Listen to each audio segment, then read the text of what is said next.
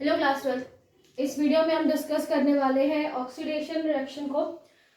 इसके प्रीवियस हम reaction of aldehydes पढ़ चुके हैं and further nucleophilic addition reaction को हमने कवर किया। आज हम स्टार्ट करने वाले हैं ऑक्सीडेशन रिएक्शन। सो ऑक्सीडेशन हमें पता है हमें क्या करनी है, उसमें ऑक्सीजन को ऐड करना है। ठीक है, ओके। सो बेसिकली अभी तक इसके पहले आपने जितने भी रिएक्शन मेथड्स की हैं उन सब में मैंने ये बात आपको बोली थी कि ये जो मेथड है वो एल्डिहाइड्स भी देंगे एंड कीटोन भी देंगे। मोस्ट ऑफ द रिएक्शन, जैसे कि प्रीवियस हमने रिडक्शन भी किया तो वो एल्डिहाइड्स में भी हो रहा था, कीटोन्स में भी हो रहा था।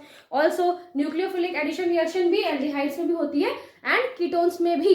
बट ये जो यहाँ पर रिएक्शन है जो कि आज हम डिस्कस करने वाले हैं ऑक्सीडेशन रिएक्शन, ये एक्चुअली एल्डिहाइड्स में आपको देखने को मिलेगी, कीटोन्स में देखने को मिलती है, but at the normal temperature, at the normal pressure, in the normal condition आपको ये रिएक्शन कीटोन्स में देखने को नहीं मिलेंगी। आपको वहां पर बहुत सारी चीजें चेंज करनी पड़ेंगी तब आप वो कीटोन्स देंगे, बिकॉज हम टेम्परेचर चेंज करके तो कोई भी रिएक्शन करवा सकते हैं। बट अगर आप नॉर्मल बेसिस पे देखेंगे तो कीटोन्स ऑक्सीडेशन रिएक्शन नहीं करेंगे। So aldehyde and ketones, and aldehydes में ऑक्सीडेशन रिएक्शन होंगे, आप उसे बहुत इजीली यहाँ पर देखोगे। बट कीटोन्स में नॉर्मल टेम्परेचर पर नॉर्मल कंडीशंस में ये ऑक्सीडेशन रिएक्शंस नहीं होती हैं। यस, अगर आप उसे एक्सट्रीम कुछ वेगरस सोल्यूशन दे दें एंड कुछ वेगरस कंडीशन दे देते हैं, कुछ चेंज कंडीशन आप उसे देंगे तो वो करेगा। अदरवाइज नॉर्मल टेम्परेचर पे या नॉर्मल कंडीशंस में कीटोन्स ऑक्सीडेशन नहीं करता।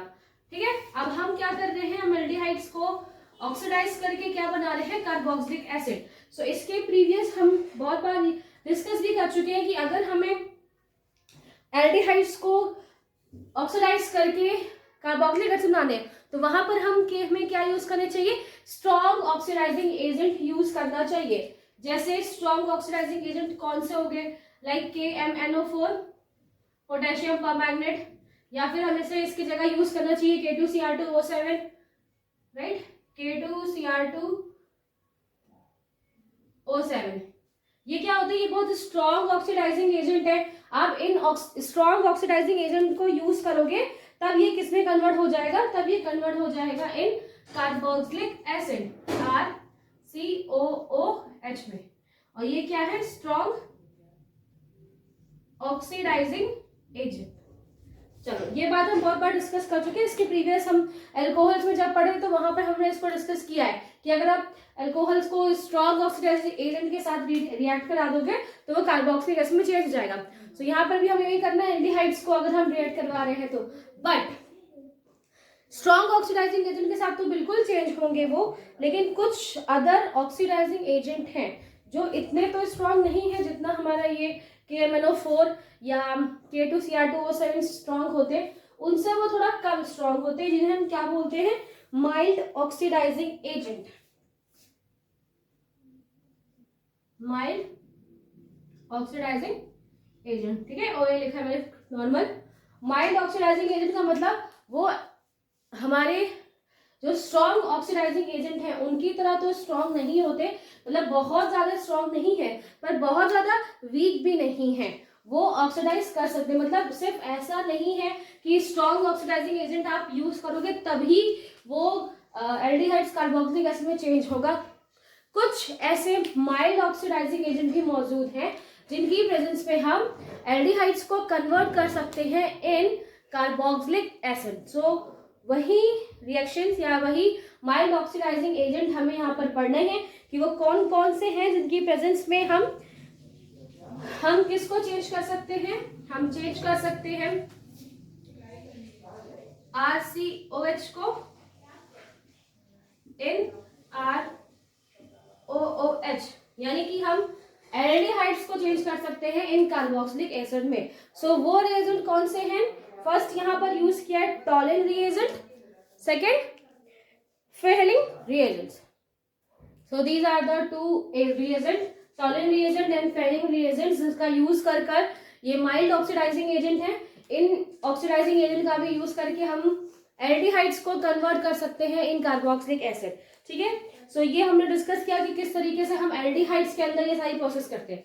मैंने अभी आपको क्या बोला था कि हम कीटोन्स में कर सकते हैं अगर हम कंडीशंस को, टेम्परेचर्स को यूज करें, चेंज कर दें और बहुत ज्यादा स्ट्रॉन्ग ऑक्सीडाइजिंग एजेंट का यूज करें, साथ साथ टेम्परेचर को भी बहुत हम हाई कर दें, सो वहां पर भी ऑक्सीडेशन तो होता है।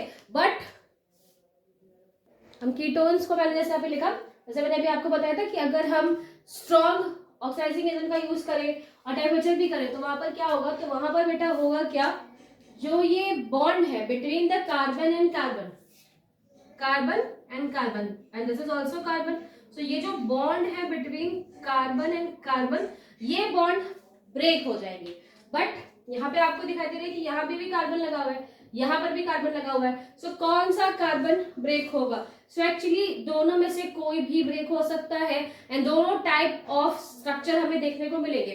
सो वहां पे अभी हम बनाते हैं कि अगर बॉन्ड्स ब्रेक होंगे तो कैसे बनेगा। तो फर्स्ट एक एग्जांपल ले लेते हैं, अच्छी भी अच्छा एग्जांपल लेते हैं जो आपकी बुक में भी गिवन है।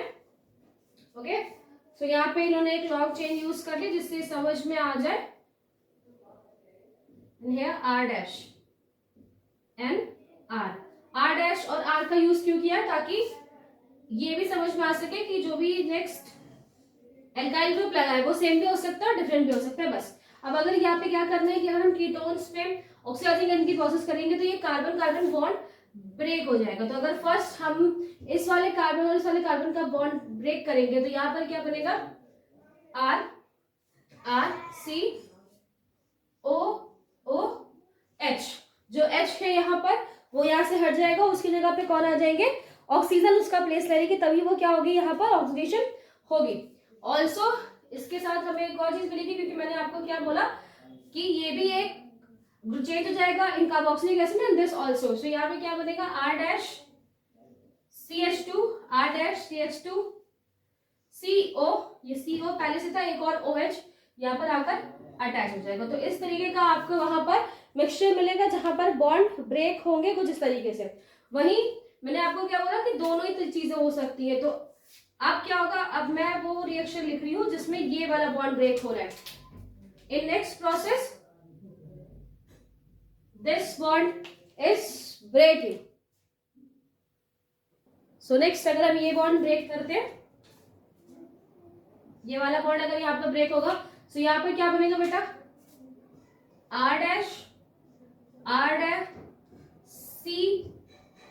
COOH, यहां से वो जो डबल बॉन्डेड दो H लगे हुए हैं वो वहां से रिमूव होके वहां पर एक ऑक्सीजन वहां पर आकर ऐड हो जाएगा, ऑक्सीडाइजेशन वहां पे हो जाएगा। नेक्स्ट जो दूसरा मिक्सचर बनेगा that is R CH2 CO and OH। तो इस तरीके से आपको क्या मिलेगा, मिक्सचर मिलेगा जहां पर जो बॉन्ड ब्रेक होना ये डिफर करेगा कि कहां पे कौन सा बॉन्ड ब्रेक हो रहा है एंड उसके अकॉर्डिंग हमें यहाँ पर चीजें मिलेंगी। बेसिकली कोई भी बॉन्ड ब्रेक हो सकता है, अगर ये बॉन्ड ब्रेक होगा तो कुछ इस तरह के स्ट्रक्चर्स मिलेंगे और ये बॉन्ड ब्रेक होगा तो कुछ इस तरह के स्ट्रक्चर्स हमें यहाँ पर मिलेंगे। सो यहाँ पे मैंने आपको बता दिया कि किस तरीके से ऑक्सीडेशन होता है इन कीटोन एंड एल्डिहाइड्स। एल्डिहाइड्स में नॉर्मल टेम्परेचर, नॉर्मल प्रेशर पे भी हो जाएगा, नॉर्मल कंडीशंस में हो जाएगा, बट कीटोन्स में नहीं होता। दूसरा, ये जो ऑक्सीडेशन प्रोसेस है ये डिफरेंस क्रिएट करती है बिटवीन, एक डिफरेंस क्रिएट करती है किसके बीच में, एल्डिहाइड्स के बीच में, एल्डिहाइड्स और कीटोन्स के बीच में, क्योंकि इसके प्रीवियस जितनी भी आपने रिएक्शन पढ़ी थी वो एल्डिहाइड्स और कीटोन दोनों ही प्रेफर करते हैं। और अगर कहीं ये पूछा जाएगा कि जो भी आप रिएजेंट यूज कर रहे हो ये एल्डिहाइड है या कीटोन, इसको अगर हमें एक्सप्लेन करना होगा तो वहां पर आप उसका ऑक्सीडेशन कराएंगे और नॉर्मल कंडीशन पे अगर वो ऑक्सीडाइज हो रहा है दैट मीन्स वो क्या है, एल्डिहाइड, और नॉर्मल टेम्परेचर पे अगर वो नॉर्मल कंडीशंस में अगर ऑक्सीडाइज नहीं होता तो दैट मीन्स वो क्या है, कीटोन। तो इस तरीके से हमें यहाँ पर एल्डिहाइड और कीटोन में डिफरेंस भी देखने को मिलता है। अब हम दोनों ही रिएजेंट्स को यूज करेंगे, टॉलिन रिएजेंट एंड ट्रैवलिन रिएजेंट्स, एंड एक एक टेस्ट हम यहाँ पर देखते हैं। सो टॉलिन टेस्ट में जो रिएजेंट है, जो हम यहाँ पर रिएजेंट यूज करने वाले हैं वो है अमोनियम सिल्वर नाइट्रेट। सो जिसको हम किस तरीके से भी लिख सकते हैं Ag, ठीक है। हम यहाँ पे सिल्वर नाइट्रेट्स को यूज कर रहे हैं AgNH3 का whole twice and positive charge, ठीक है। सो ये हमारा क्या है, अमोनिकल सिल्वर नाइट्राइड्स है, जो कि कैसे बना हुआ है, AgNH3 का होल ट्वाइस एंड देन एक पॉजिटिव चार्ज यहाँ पे आपको दिखाई देगा। एक्चुअली ये जब भी बनेगा बेटा, तो ये कैसे बनेगा, फ्रेश फॉर्म में बनाना होगा। अगर आप जहाँ पे भी वर्क कर रहे हैं वहाँ पे टॉलर रिएजेंट पहले से ही है, तो आप उसको ना यूज करके एक फ्रेशली बना हुआ, तुरंत एक रिएक्शन के थ्रू बना हुआ आपको यहाँ पर सिल्वर अमोनिकल सिल्वर नाइट्रेट्स का यूज करना है। अगर आप पहले से बने हुए का यूज करेंगे तो वो रिएक्शन प्रॉपर तरीके से नहीं हो पाएगी। दैट्स के उसके इसी वजह से आपको तुरंत यहाँ पर ये बनाना होगा। तो ये किस तरीके से बनेगा एंड देन किस तरीके से यहाँ पे रिएजेंट परफॉर्म होता है, ये अभी हम चेक करते हैं। सो पहले टॉलरेंट रिएजेंट बनाने के लिए हम यहाँ पर यूज करेंगे AgNO3 सिल्वर नाइट्रेट, प्लस को ट्रीट करवाएंगे विद NH4OH के साथ, ठीक है, अमोनियम हाइड्रोक्साइड के साथ। तो जब हम इसको यहाँ पर ट्रीट करवाते हैं सो हमें क्या मिलेगा, हमारा टॉलरेंट रिएजेंट जो कि हमें बनाना चाहते थे, that is Ag, then Ag है NH3, एक अमोनिया ग्रुप यहाँ पे अटैच होगा, और जो 2 लगा हुआ है, एक्चुअली जो Ag होता है उसके पास कितने चार्जेस होते हैं, 2 प्लस चार्जेस होते हैं, जिसकी वजह से यहाँ पर 2 यहाँ पर मेंटेन किया गया, और ऑल्सो यहाँ पर प्लस चार्ज आपको देखने को मिलेगा, ठीक है। तो ये रिएजेंट आपको इस रिएक्शन में विद द पॉजिटिव चार्ज मिलता है। So that is the tolerant reagent. आपको ये याद रखना है कि टॉलरेंट रिएजेंट क्या है एंड ये किस तरीके से बन रहा है। और ऑलवेज जब आप रिएक्शन करवाओगे तो वहां पर पहले आपको ये बनाना है, देन आप रिएक्शन करवाएंगे। नेक्स्ट इसको हम रिएक्ट करवाते हैं विथ RCHO यानी कि एल्डिहाइड्स। RCHO के साथ आप इसे ट्रीट करवा रहे हो AgNH3 whole twice positive charge. So बेटा जो यहाँ पे पॉजिटिव चार्ज लगा है, इस पॉजिटिव चार्ज को मेंटेन करने के लिए हमें यहाँ पर एक बेस का भी यूज करना पड़ेगा, ताकि ये जो पॉजिटिव चार्ज यहाँ पर है वो बैलेंस हो जाए, जिसकी वजह से हम एक OH माइनस भी यहाँ पर यूज कर रहे हैं। एसिड बेस रिएक्शन हो जाएगी और दोनों न्यूट्रल हो जाएंगे, उसके बाद आगे रिएक्शन परफॉर्म होगी, ठीक है। सो ये चीजें आपको यहाँ पर याद रखनी है। आपको मैं नंबर्स नहीं लिख के दे रही हूँ, आपकी बुक में लिखे हुए आप उसे बैलेंस कर सकते हैं। सो टॉलरेंट रिएजेंट फर्स्ट तो यहाँ पर 2-3 चीजें आपको याद रखने वाली है। पहला तो ये कि यहाँ पर हम एज अ रिएजेंट, जो टॉलरेंट रिएजेंट है वो क्या है, अमोनिकल है, और यहाँ पर silver nitrate, ammoniacal silver nitrates यहाँ पर बना हुआ है। ये बनता कैसे है, AgNO3 को जब हम NH4OH के साथ रिएक्ट कराते हैं तब हमें अमोनिकल सिल्वर नाइट्रेट्स मिलता है with a positive charge, and further जब हम इसे एल्डिहाइड्स के साथ रिएक्ट करवाएंगे तो for balancing there positive charge हम इसे एक बेसिक मीडियम में हम ये रिएक्शन करवाते हैं। जब आप इस रिएक्शन को करवाओगे सो ये जो 2 प्रोसेस यहाँ पर एक साथ होगी। फर्स्ट जो यहाँ पर आपको RCHO दिखाई दे रहा है, ये ऑक्सीडाइज हो जाएगा, और ऑक्सीडाइज होकर किसमें कन्वर्ट हो जाएगा, RCOOH में, ओके। सो ये जो यहाँ पर आपको दिखाई दे रहा है एल्डिहाइड, ये ऑक्सीडाइज हो जाएगा और किसमें चेंज हो जाएगा, ऑक्सीडेशन हो रहा है यहाँ पर, ये किसमें कन्वर्ट हो जाएगा, RCOOH, एंड वही ऑक्सीडेशन हो रहा है। सो जो ये वाला ग्रुप है जो कि आप यूज कर रहे हैं एज अ रिएजेंट, वहां पर रिडक्शन प्रोसेस होगी, एंड रिडक्शन प्रोसेस के थ्रू जो Ag है,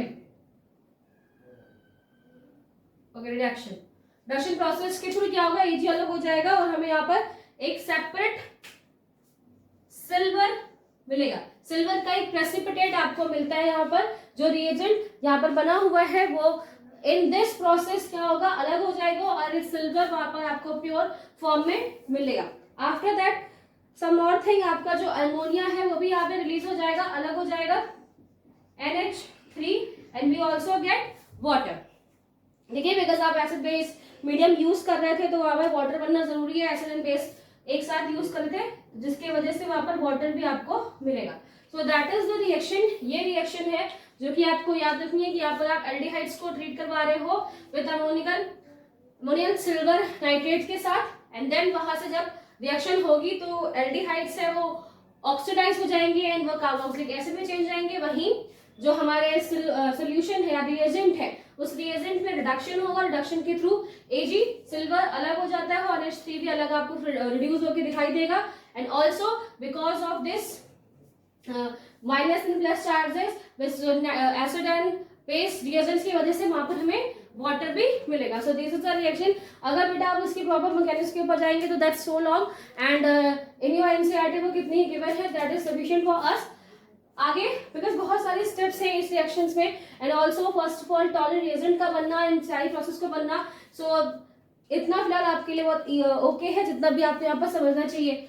बेसिक बात करेंगे इस टेस्ट का एक और नेम है, that is silver mirror test. इसे क्या बोलते हैं?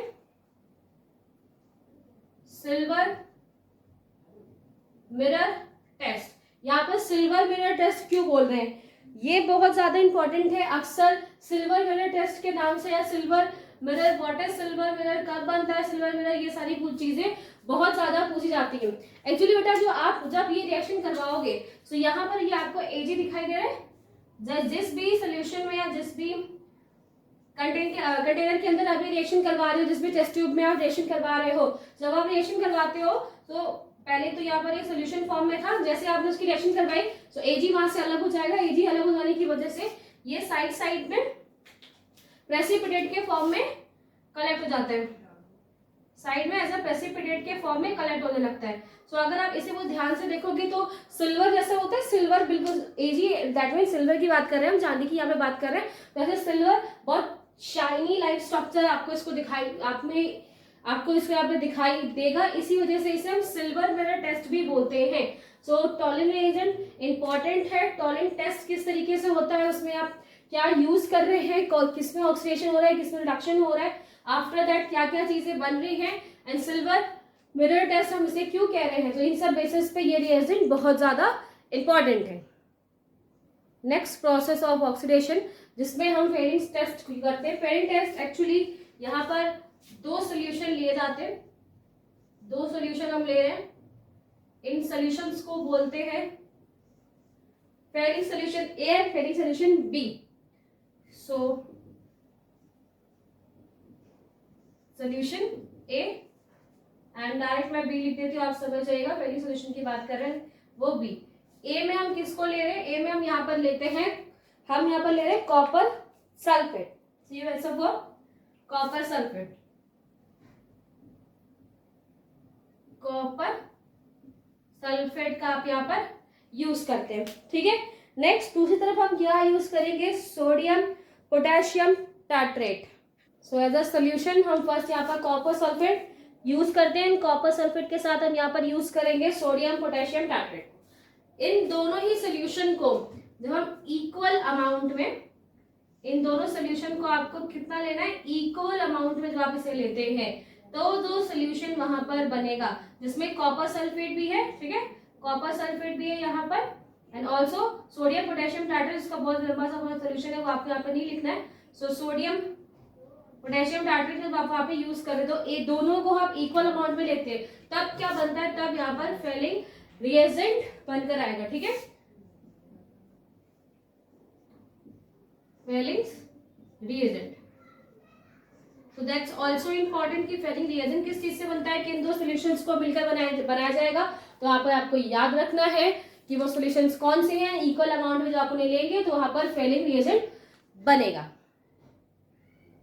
So here we use aldehyde RCHO with copper sulphate solution से आपको सिर्फ Cu डबल पॉजिटिव चार्ज से मतलब है, एंड ऑल्सो इसके चार्ज को बैलेंस करने के लिए हम वहां पर OH को यूज कर रहे हैं, ठीक है। अब इसके बाद हो गया क्या, जैसे प्रीवियस आपने पढ़ा था, यहाँ पर क्या होगी, ऑक्सीडेशन होगा और एक तरफ क्या करना है आपको, रिडक्शन। सो जब आप ऑक्सीडेशन कर रहे हैं तो वो किसमें होगा, in your aldehydes, and oxidation होने से वहां पर RCOH या फिर आप कंप्लीट RCO, मैंने सिर्फ माइनस चार्ज लगाया हुआ है बिकॉज अभी यहाँ पर एक H आकर ऐड हो सकते हैं, या फिर डायरेक्ट आप सीधा RCOH भी लिख सकते हैं, नो प्रॉब्लम विद दिस। तो यहाँ पर क्या होगा, ऑक्सीडेशन हो रहा है, एंड ऑल्सो जो नेक्स्ट है यहाँ पर कॉपर यूज किया गया है, इस कॉपर में क्या होगा, रिडक्शन, एंड ये क्यूप्रिक ऑक्साइड में चेंज हो जाएगा, ओके, दैट इज Cu2O। सो ये Cu2O में चेंज हो जाता है, क्यूप्रिक ऑक्साइड में चेंज हो जाता है। जिसका कलर है वो कैसा होगा, जिसका ये यहाँ पे कलर है वो कुछ रेडिश ब्राउन जैसा कलर आपको यहाँ पर दिखाई देगा जब यहाँ पे जब रिएजेंट चेंज होता है बेटा। ओके, सो फिलहाल मैंने अभी आपको इतना बताया कि जब हम यूज कर रहे हैं किसे, एल्डिहाइड्स के साथ ट्रीट करवाते हैं फिर विथ फेलिंग रिएजेंट, तो वहां पर बेसिकली वर्क किसका होता है, कॉपर का। कॉपर की वजह से कॉपर में ऑक्सीडेशन कॉपर में रिडक्शन होता है, रिडक्शन की वजह से वो क्यूप्रिक एसिड में चेंज हो जाते हैं एंड इसके साथ जो एल्डिहाइड्स जो है उसमें ऑक्सीडेशन हो जाते हैं। ऑल्सो जो मैंने अभी आपको बताया था कि फेलिंग रिएजेंट, जो फेलिंग रिएजेंट बनता है वो एक्चुअली दिखने में कैसा होता है, वो आपको कुछ रेडिश ब्राउन प्रेसिपिटेट के रूप में आपको दिखाई देगा। ओके, दैट मीन्स जब आप फेलिंग टेस्ट रिएजेंट को यूज करोगे तो यहाँ पर जो प्रेसिपिटेट मिलेगा वो कैसा होगा, वो रेडिश या फिर रेड ब्राउन कलर का आपको एक प्रेसिपिटेट मिलेगा, जो कि किसकी वजह से होगा, Cu2O की वजह से, क्यूप्रिक ऑक्साइड की वजह से, क्योंकि आप कॉपर यूज कर रहे हैं सो वहां पर आपको ब्राउन कलर मिलना जरूरी है। उसके साथ जब ऑक्सीजन ऐड जाती है तो एक पीपीटी के फॉर्म में आपको रेडिश ब्राउन स्ट्रक्चर मिलेगा। जब भी आप रेडिश ब्राउन स्ट्रक्चर वहां पर आपको देखने को मिले तो दैट मीन्स हमने किसका यूज किया है, हमने कौन सी रिएजेंट के थ्रू टेस्ट किया है, दैट इज फेलिंग रिएजेंट। और अगर आपको वहां सिल्वर देखने को मिलेगा तो अब तो यह समझ में आ गया होगा कि अगर सिल्वर प्रेसिपिटेट मिलेगा तो वहां पर क्या होगा, टॉलेंट रिएजेंट होगा। सी देखो बेटा, यहाँ पे जो रिएक्शंस हैं, रिएक्शन में बेसिकली आपको प्रॉपर ना बता के सिर्फ इतना बताया गया है कि कहाँ पे ऑक्सीडेशन हो रहा है एंड कहाँ पर रिडक्शन हो रहा है। जो पूछा जाएगा वो होगा कि रिएजेंट कौन सा था, किस रिएजेंट की वजह से ये टेस्ट हुआ, या ये टेस्ट जब होता है तो किस में ऑक्सीडेशन किस में रिडक्शन हो रहा है। अगर रेड ब्राउन का स्ट्रक्चर, रेड ब्राउन पीपीटी बनेगा तो आपने कौन सा रिएजेंट यूज किया था, ठीक है। और अगर सिल्वर कलर का पीपीटी तो आप कौन सा रिएजेंट आपने यहाँ पे यूज किया हुआ था। Also water, because of H2OH हम यहाँ पर यूज कर रहे हैं तो यहाँ पर हमें वाटर भी मिलेगा। सो ये जो रिएक्शन है वो आपकी फेलिंग टेस्ट रिएक्शन है। ऑल्सो दोनों ही बहुत ज्यादा इंपॉर्टेंट है बिकॉज दोनों में एक माइल्ड ऑक्सीडाइजिंग एजेंट का, एक रिएजेंट्स का यूज किया गया है एंड इस रिएजेंट्स के थ्रू बेसिकली आपको एल्डिहाइड्स में ऑक्सीडेशन करना है एंड जो नेक्स्ट रिएजेंट आप वहां पर यूज कर रहे हो उस रिएजेंट में रिडक्शन होगा। अगर आपसे ये पूछा जाए कि टॉलेंट रिएजेंट या फेलिंग रिएजेंट में कौन सा रिएजेंट ज्यादा अच्छा है या ज्यादा अच्छी तरीके से, इन दोनों का कंपैरिजन अगर आप करोगे तो उसमें मोस्ट इफेक्टिव दोनों के में मतलब ज्यादा अच्छा कौन सा है तो वो टॉलेंट रिएजेंट है। क्यों, इसका रीजन भी दिया हुआ है। अगर हम बेंजल्डिहाइड यूज कर रहे हैं, if we are using benzaldehyde, एक बेंजीन की रिंग है एंड इससे CHO ग्रुप अटैच है, तो जब हम बेंजल्डिहाइड को ले रहे हैं और बेंजल्डिहाइड को हम क्या करना चाहते हैं, ऑक्सीडाइज करना चाहते हैं। सो अगर आप बेंजल्डिहाइड ले रहे हो और बेंजल्डिहाइड को आप ट्रीट करवाते हो, एक बार आप इसे ट्रीट करवाइए विथ टॉलेंट रिएजेंट और एक बार इसे आप ट्रीट करवाइए विथ फेलिंग रिएजेंट। सो वहां पर होगा क्या, अगर आपने टॉलेंट रिएजेंट TR लिख रही हूँ फॉर द टॉलेंट रिएजेंट और अगर आप FR for the Fehling reagent, अगर आपने टॉलेंट रिएजेंट का यूज किया हुआ है तो यस ये चेंज होगा और हमें आगे जाकर इसके थ्रू क्या मिलेगा, कार्बोक्सिलिक एसिड हमें इसके आगे देखने को मिलेगा, ठीक है। अगर आप इस यहाँ पर यूज कर रहे हो तो वहां पर हमें कार्बोक्सिलिक एसिड मिलेगा। बट अगर आप इस रिएजेंट का यूज कर रहे हो यानी कि हम बेंजल्डिहाइड का यूज करके, बेंजल्डिहाइड में फेलिंग सॉल्यूशन का यूज कर रहे हैं, सो वहां पर ये फर्दर आगे ऑक्सीडाइज नहीं करेगा इस रिएजेंट को, इस रिंग को यहाँ पर ये ऑक्सीडाइज नहीं करेगा। सो अगर आप एक एल्डिहाइड के रूप में यानी कि एक बेंजीन रिंग में यूज करोगे, सो बेंजल्डिहाइड यूज किया तो हमें बेंजल्डिहाइड वाला कार्बन लिखना ज्यादा सही था, ठीक है। सो आप बेंजल्डिहाइड यूज करोगे तो वो ऑफ कोर्स आगे जाकर RCOH में कन्वर्ट हो जाएगा, ठीक है। बिकॉज मैंने सिर्फ यहाँ पर जो ये R, बिकॉज यहाँ पे कार्बन है तो ये R से वैसे लिख दिया था, बट कंफ्यूज हो जाओगे तो उतना कंफ्यूजन नहीं क्रिएट करते।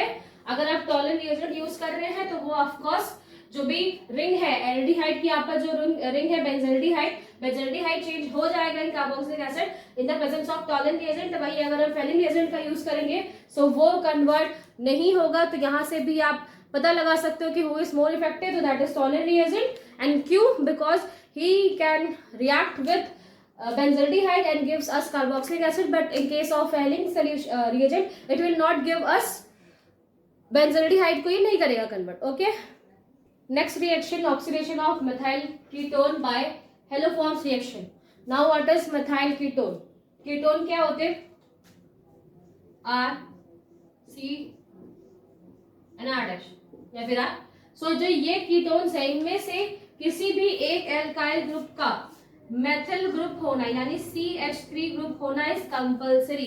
कोई भी एक ग्रुप, मैंने अगर यहाँ पे लिखा तो जरूरी नहीं कि सिर्फ यही वाला, ये भी हो सकता है, बट इन दोनों में से कोई एक ग्रुप और लगा दिया मैंने इसलिए कि दोनों में से कोई भी एक ग्रुप CH3 होना जरूरी है, तब ये रिएक्शन यहाँ पर होगी. ठीक है, अगर ये CH3 ग्रुप नहीं है, कोई भी CH3 ग्रुप यहाँ पे मौजूद नहीं है, तब ये रिएक्शन नहीं हो पाती है. ठीक है, तो यहाँ से आपको एक बात समझ में आ गई कि मेथिल कीटोन क्या होते हैं कि जिसमें एक CH3 ग्रुप तो होना ही चाहिए. दो होंगे तभी रिएक्शन होगी, बट एक CH3 ग्रुप तो यहाँ पर हो तभी ये रिएक्शन आगे परफॉर्म होगी. And at least one methyl group of course हो. एंड ऑल्सो यहाँ पर हम रिएक्शन करवाएंगे विद सोडियम हाइपोहैलाइड के साथ. सोडियम हाइपोहैलाइड NaOH के साथ आप यहाँ पर रिएक्शन करवाओगे. देन आगे आपको क्या मिलेंगे? हेलोफॉर्म्स मिलेंगे. एंड ऑल्सो ये जो हम यहाँ पर मेथिल कीटोन्स यूज कर रहे हैं ये भी कन्वर्ट हो जाएगा. सो इन दिस रिएक्शन ये ब्रेक हो जाएगा. जो हम सोडियम हाइपोहैलाइड को यहाँ पर ले रहे हैं, इन यहाँ पर क्या होगा, बिकॉज ये O है बेटा, आपको यहाँ पे दिखाई दे रहा है O है. ठीक है, एंड O किसके साथ जाकर अटैच होना चाहेगा? यहाँ पर जो O है वो अप्रोच करेगा किसको? इस कार्बन को. ठीक है, बिकॉज यहाँ पे लोन पेयर अभी भी है इसके पास और ये इस कार्बन से जाकर अटैच होने लगेगा. जैसे ये इस कार्बन के साथ अटैच होगा तो कार्बन जो एक ये CH3 वाला ग्रुप है इसको यहाँ से रिप्लेस कर देगा, हटा देगा, एंड इसकी जगह ये वाला ग्रुप वहां पर ये कंप्लीट ग्रुप आकर अटैच हो जाएगा. ठीक है, सो RC double bond O and O and A. Because O के पास क्या होता है? Lone pairs, and lone pairs की वजह से वो कार्बन के ऊपर आएगा एंड कार्बन पे अटैक करने की वजह से ये कंप्लीट एक मेथिल ग्रुप यहाँ से अलग हो जाएगा और हमें यहाँ पर क्या मिलेगा? RCOO यहाँ पर हमें देखने को मिलेगा. ऑल्सो हेलोफॉर्म रिएक्शन हम इसलिए बोल रहे थे बिकॉज यहाँ पर एक क्लोरोफॉर्म का सब्सटेंस बनेगा. सॉरी, वो हेलोफॉर्म्स के यहाँ पर बहुत सारे सब्स्टिट्यूशन बन सकते हैं. क्यों? बिकॉज अगर हम यहाँ पर X में क्या यूज कर रहे हैं, अगर हम X की जगह यहाँ पे हम Cl यूज करेंगे सो वो क्या बनेगा? अगर हम यहाँ पर X की जगह Cl यूज करेंगे तो क्लोरोफॉर्म बन जाएगा.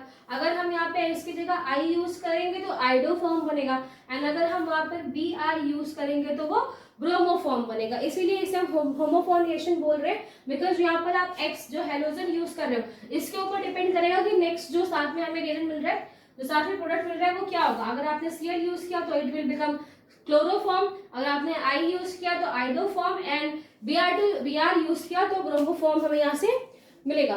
सो नेक्स्ट यहाँ पर क्या होगी? जो CH3 यहाँ से अलग हो गया है ये एक कन्वर्ट होगा इन CHX3. ठीक है, CHX3 बिकॉज पहले तो एक H का मॉलिक्यूल यहाँ से हटेगा एंड उसकी जगह पर क्या हो जाएगा? एक आपको यहाँ से बॉन्ड खाली दिखाई दे रहा होगा, इस बॉन्ड पर जाकर एक X अटैच हो जाएगा और एक यहाँ से भी H जाएगा जिसकी जगह पर X आकर अटैच हो जाएगा. तो इस तरीके से आपको यहाँ पर एक हेलोफॉर्म्स मिलेंगे जो कि यहाँ पे बने हुए हेलोफॉर्म्स आपको देखने को मिलेंगे. इसीलिए मैंने आपको बताया था कि यहाँ पर एक मेथिल ग्रुप होना चाहिए बिकॉज वो मेथिल ग्रुप आगे जाके हेलोफॉर्म्स को बनाएंगे. बहुत लॉन्ग प्रोसेस है कि ये किस तरीके से बनती है. और यहाँ पर एक्चुअली जो है बेटा ये NaOH का यूज किया, इसका रोल है. एंड एक से ज्यादा मोल्स आप यहाँ पर यूज करते हो जिसकी वजह से पहले यहाँ से H रिप्लेस होता जाएगा जिसके पे एक क्या होगा? Cl. यहाँ पर जो CH3 है, इन शॉर्ट अगर मैं आपको बता दूं कि जो CH3 है वो बाय दिस हेलोजन रिप्लेस होता जाएगा और उसकी जगह कौन आ जाएगा? 3X वहां पर जाकर अटैच हो जाएंगे. एंड जैसे ही वो यहाँ से ब्रेक होगा, जैसे वहां से ब्रेक होगा तो एक वैलेंसी कार्बन के पास फिल होती है, वो कौन फिल कर देगा? ये H जो कि इसी सोल्यूशन में है वो आके उसे कंप्लीट कर देगा. अगर मैं इसको इस तरीके से लिख दूं, इस तरीके से, तो अब आई थिंक आप लोगों को प्रॉब्लम नहीं होगी बिकॉज पहले यही होगा, पहले इस रिएक्शन के थ्रू जो X है वो इस कार्बन हाइड्रोजन को रिप्लेस करेगा, उसकी जगह आगे अटैच हो जाएगा. एंड देन जैसे ही ये प्लस NO माइनस, जो माइनस है वो जाके इस कार्बन पे अटैक करेगा तो यहाँ से अलग होगा, एंड ये जो बॉन्ड ब्रेक होगा बिटवीन कार्बन एंड कार्बन उसका प्लेस कौन ले लेगा, एक H आके ले लेगा। इस तरीके से यहाँ पर हेलो फॉर्म्स हमें देखने को मिलेंगी। ठीक है, सो ये फर्स्ट रिएक्शन। और अगर कोई ऐसा ग्रुप है आपके पास जिसमें कार्बन कार्बन के बीच में डबल बॉन्ड है, सो ये जो यहाँ पर सोडियम हाइपोहाइलाइड यहाँ पे बने हुए वो डबल बॉन्डेड कार्बन को कुछ भी इफेक्ट नहीं करेंगे। डबल बॉन्डेड कार्बन जहां पर लगे हुए हैं उनमें उनका कोई रोल प्ले नहीं है। सिर्फ वो कार्बन जो कि कीटोन्स के साथ है, और कीटोन्स में भी कैसा होना चाहिए, मेथिल कीटोन, जैसे मैंने यहाँ पे आपको स्ट्रक्चर बना के दिखाया जहाँ बेसिकली कीटोन है, यहाँ पर कीटो C डबल बॉन्ड O लगा हुआ है, और एक तरफ क्या है, मेथिल ग्रुप। मैंने बोला था कि एक मेथिल ग्रुप होना कंपलसरी है। मेथिल ग्रुप होगा तभी या वो आगे जाके कन्वर्ट होगा हॉलो फॉर्म्स में। अगर हम इस रिएक्शंस को कर रहे हैं जिसमें हम हॉलो फॉर्म बना रहे हैं तो वहां पर एक CH3 ग्रुप होना जरूरी है, उसके बाद कोई भी ग्रुप वहां पर अटैच हो सकता है। तो यहाँ पर अगर डबल बॉन्डेड कोई भी ग्रुप है तो वो ये रिएक्शन इसको बिल्कुल भी अफेक्ट नहीं करेगी। सिर्फ यहाँ से जो चेंज होगा वो CH3 यहाँ से अलग हो जाएगा। ठीक है, मैं यहाँ पर आपको और इसको क्लियर समझा देती हूँ कि होगा क्या बेटा। देखो सबसे पहले तो ये Cl एक H को यहाँ से रिप्लेस करेगा। ठीक है, एक साइड में छोटा छोटा सा समझाते जाते हैं, जैसे सिर्फ CH3 है और एक साइड वो अटैच है। तो एक पहले क्या आएगा, एक Cl आएगा, वो इस H को यहाँ से रिप्लेस करेगा। एक Cl आता है और इस H को यहाँ से रिप्लेस करेगा, क्या बनेगा, CH2Cl। ठीक है, एक H को से रिप्लेस किया, CH2Cl बन गया। नेक्स्ट अगेन क्या आएगा, एक Cl आएगा, फिर से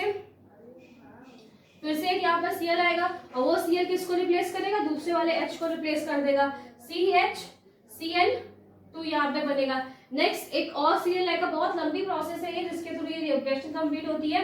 देन Cl आएगा, एंड जिसकी वजह से यहाँ पर क्या बनेगा, ये प्रॉपर तीनों H यहाँ से हट जाएंगे, CCl3 यहाँ पर अटैच हो जाएगा। जैसे कि मैंने पहले बताया था कि अभी ये रिएक्शन में अटैच है, तो यहाँ पर इन द लास्ट ये कन्वर्ट हो जाएगा CCl3 में, और जैसे ये CCl3 में कन्वर्ट हो जाता है NaO, यानी कि जो O है ऑक्सीजन है, वो इस कार्बन को अप्रोच करेगा, इस कार्बन के साथ जुड़ेगा, और जैसे ही वो इस पे जुड़ेगा तो ये बॉन्ड यहाँ से ब्रेक होगा, और इस बॉन्ड को बैलेंस करने के लिए H आएगा, और देन हमें क्या मिलेंगे, हमारे हेलो फॉर्म्स वहां से मिलेंगे। ठीक है, सो समझ में आ जाए रिएक्शन, इसलिए मैंने आपको बता दिया, अदरवाइज मैकेनिज्म बहुत बड़ी है इसकी, बहुत ही ज्यादा।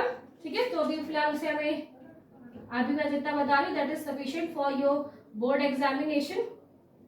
ओके, सो नेक्स्ट यहाँ पर क्या बनेगा, that is 6H CH3 double bond carbon, because जो भी ये रिएजेंट है ये डबल बॉन्डेड कार्बन को कोई इफेक्ट नहीं करेगा, सिर्फ ये कीटोन्स के साथ इफेक्ट करता है, ONA हमें मिलेगा, एंड ऑल्सो इसके साथ हमें क्या मिलेगा, CHCl3 यानी कि क्लोरोफॉर्म। तो इसके साथ में हमें यहाँ पे क्लोरोफॉर्म बनता हुआ दिखाई देगा। तो ये 3 रिएक्शंस आपने देखी जहां पर हम ऑक्सीडेशन कर रहे हैं, ऑक्सीडेशन के through different types of reaction आपने देखी।